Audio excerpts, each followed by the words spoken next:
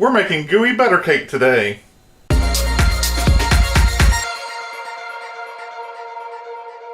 Welcome to Help at Home, your resource for great recipes and easy learning. I'm Jim Hightower. Today we're making a longtime family favorite called gooey butter cake. It's delicious and rich and delicate and tender, and if you've never had it, it has a thin bottom layer of cake with a top layer of sweetened cream cheese, and it's just yummo. It's slap your mama good. Grab your pen and paper. Here come the ingredients. For the bottom cake layer, you'll need 1 box of yellow cake mix, 2 eggs, and 1 stick of melted butter. If you're like me and you don't like to use cake mixes unless you have to, you can make a homemade cake mix.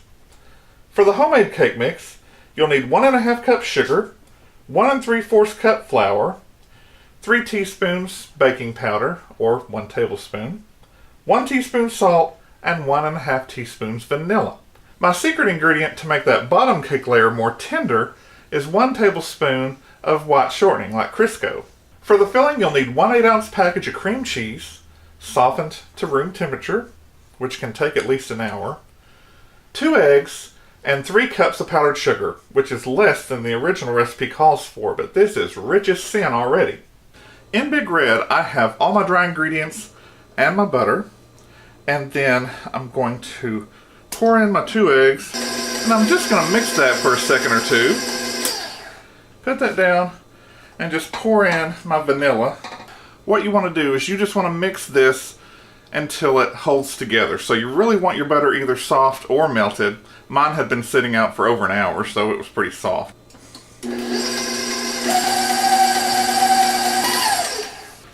You'll need a 9x13 pan, and go ahead and spray it or grease it or butter it. You just push it in firmly. Your kids would probably love to do this for you. There you go. You're ready for part 2. Now it's time to make the filling. So, this is cream cheese. It comes in a box, if you didn't know, and then inside it's in a piece of foil packaging. These packages can be a bit finicky, so you get to the corner and separate that, and then you slide across. Pull that, and then, instead of getting it all over you, you just shake it right off the package. What could be easier? What could be easier? And I had a little whang from the powdered sugar on the side. By the way, here's your quick commercial. Be sure and put this recipe in your very own cookbook. If you didn't see it, go back and watch the video. And a lot of recipes that are 2-step or 2-layer, you either need a second bowl or wash your main bowl, but I don't think so much in this one. But you do need to rinse your paddle attachment. So I have my cream cheese in there, and I'm going to mix it up by itself for a second.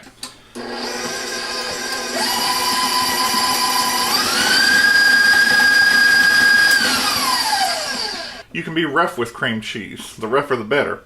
Now here's the deal. On this one, make sure that you have that cream cheese at room temperature. Don't put it in the microwave. Don't try to heat it. That's just a bad idea. If it's not at room temperature, it's going to be like trying to beat hard cold butter. It just ain't going to happen, and you're going to have hard lumps everywhere. And nobody wants that, because that's a total situation. So my cream cheese has been beaten well. I'm scraping down my sides. And again, do this with the cream cheese only. Because if you put your eggs in there and try to beat your cream cheese, you're going to have a slathery mess. And you could get a whole lot of all over your kitchen. And again, nobody likes that. Put 2 eggs in. Let that mix for just a second slowly.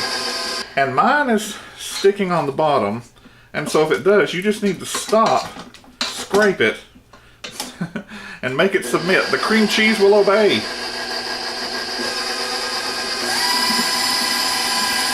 Now for a commercial break. A stand mixer is the only way to go. It does all the work. Okay, not bad.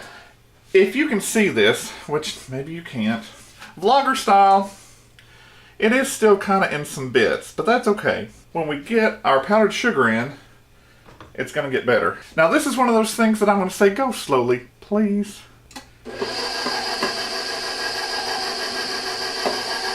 especially at first. It's just like mixing in flour. You do it till you're done, and then you are. Then let it beat for a second. I suggest scraping down the sides and go on the bottom too, not just the sides. Sometimes things just stick to the bottom, and it's no big deal, but you gotta address that. So.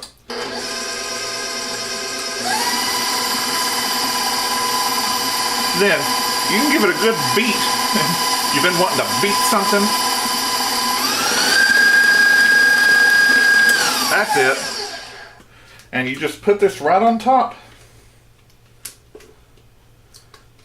I took a little taste out of the bowl. Oh my goodness. Now, just very simply spread this on top until you get your corners covered, get all your crust covered, and then you stop.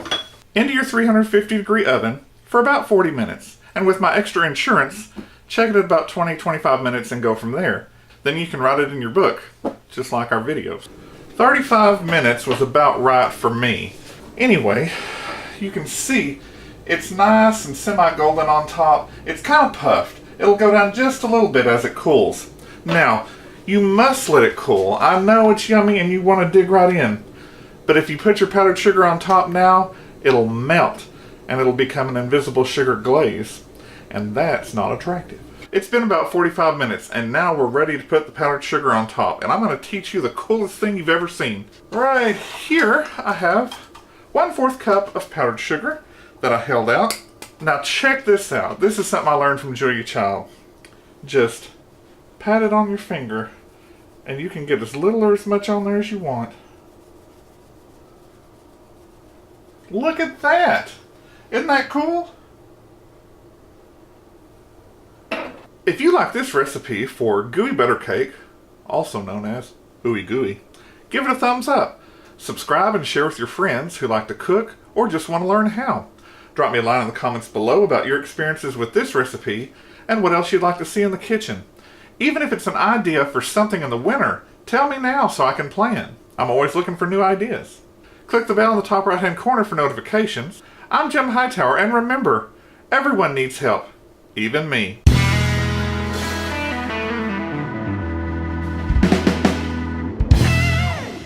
My secret ingredient to make that bottom cake flopper for about 40 minutes. Check it with... So, nope. If you like this recipe for... Yay! Alright, one more time. If you're right, stop it.